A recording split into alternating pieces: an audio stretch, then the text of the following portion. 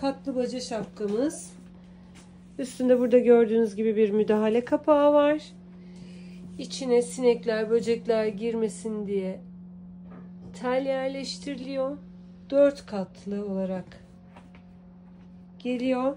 İstediğiniz boyutta üretilebilir. Baca şapkasının üstten görünüşü de bu şekilde. 4 bir yanı telle çevrili. Burada gördüğünüz noktalardan da bacaya montaj yapıyorsunuz.